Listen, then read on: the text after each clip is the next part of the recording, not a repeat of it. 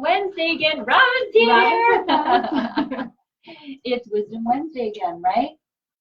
Thanks for who checked out our poll of the big question for this week that we're going to answer. Right? How did it go? How many responses did we have? Too many to even count. Okay. That's going to be my answer forever. Too many to even count. I love it. But the big question was, and I guess we learn something every time on this. And using polls is really kind of fun to get everybody's opinion. Yes. But I learn every time I start a poll. You and I talked and said, let's send out a question of what the minimum down payments would be. We had ideas. We thought 20%, 10%, and then we really went low, 3% and 1%. Yeah. So in my perfect world, I go to Facebook. Oh, can we make a poll? We've got 4 options. No. Facebook gives us 2 options in a poll. That's why it was only 2. Okay. That's why it was only 2. It wasn't me changing my mind and saying we're only going to throw the low ones, but Facebook only gave us an option for 2 in the poll. So we went with 3% and 1%. Okay. I think the majority might have been intrigued by that 1%, but thought that there's absolutely no way that it's possible. Okay. So we're going to talk about the answers today. That's right. And the lenders got the answer. Okay. I don't have the answer. So minimum down payment. Mm-hmm. Now, we're going to stick to minimum down payment for a single family property because we don't know what property our clients might be interested in. Okay. So assuming a single family property and maybe a condo as well. Minimum, we're talking about single family. Single family. It could be 1 unit. Single family or condo. Okay. Minimum down payment can be as low as 1%. I don't get it.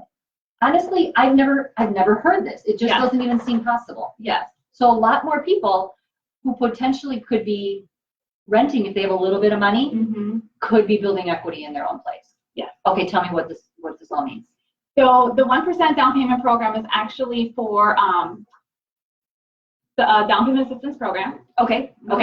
And it is available in the state of Illinois in several counties actually. Okay. So we do have to verify that the property is eligible for the assistance. Okay. And there are different dollar amounts that can be provided as down payment assistance. So down payment assistance, you mean then that the actual down payment, and tell me if I'm wrong, this is fine, we're all learning, there's money coming from another source to make up the difference. Yes. So what we're defining as 1% is meaning out of our buyer's pocket, 1%. Right. Although the minimum down payment may be a total of 3% or 3.5% or something like that. But the money's coming from another source. Right. Okay. So standard guidelines are going to have 3 to 3.5% down payment. Okay. Generally speaking, the 3 was there and probably winning the poll. Yes. Okay. So this is generally speaking 3.5%. And again, we're assuming single family or condo, right? Because we want to, there's different guidelines for different property types. So we just want to keep general, make sure that. And best if this is striking a chord to say, hey, I might actually need to buy. Yeah. Call us. Yes. Call us now so that we can go over the specifics. Yeah. Right. Exactly. Yeah. Okay. There's a lot of other details that are involved. We have to make sure that qualification is there. Sure. Okay. There's credit, which is with any loan, income, debt ratios, the whole scenario we have to review. But yes, with this program, with down payment assistance, you can do as little as 1% of the purchase price as your minimum contribution. Okay. So do quick math for me. $200,000. So a $200,000 condo.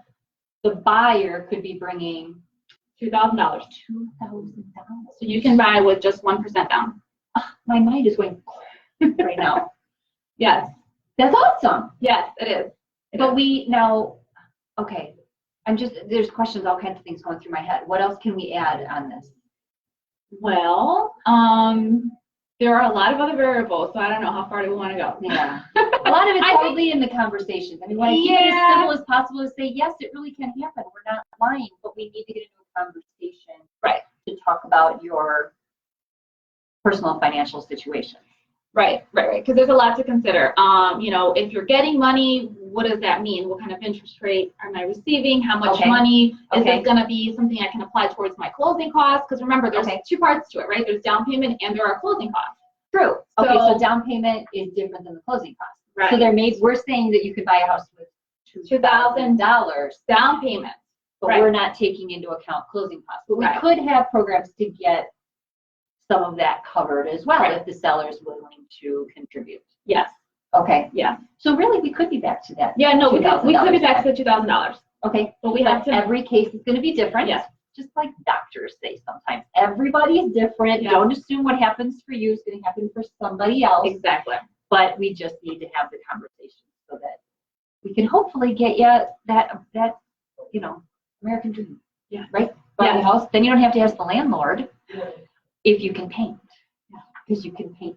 You can do whatever you want. You can have wallpaper if you want. You can have more than one pet.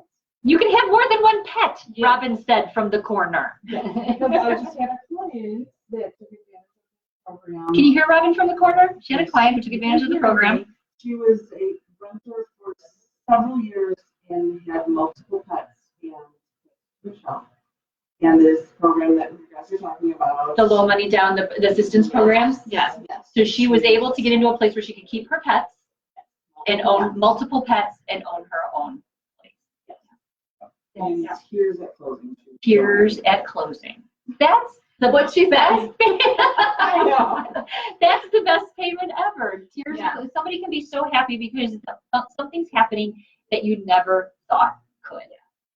Yeah. So if you're ever curious, a lot of people think that they need the 20% down payment.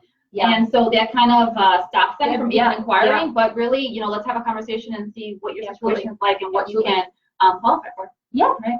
You were going to bring up something that we kind of glazed over last week. So last week, we talked about the cost to start the home buying process, and in conversation, I said that there was a cost in the middle of the transaction, but I didn't say what that cost was for, and the cost was for the appraisal. Okay. So Right. I think that it would be good to probably talk about all the costs that are involved. Okay. So we'll probably have one of our next Next week? sessions. We can do next week. Next week Talk we'll about what the costs are. You can say that together, Jinx.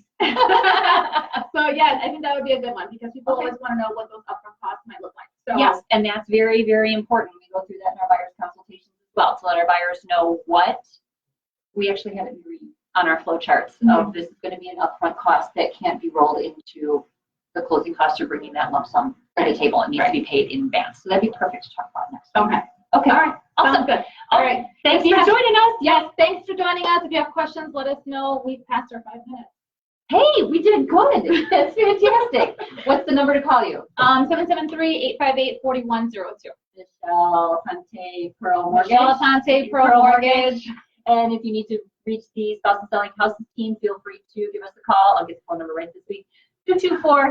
224-650-7748. And we'd be happy to chat with you and get the ball rolling. Have a great week, everybody. Have a good one. Bye.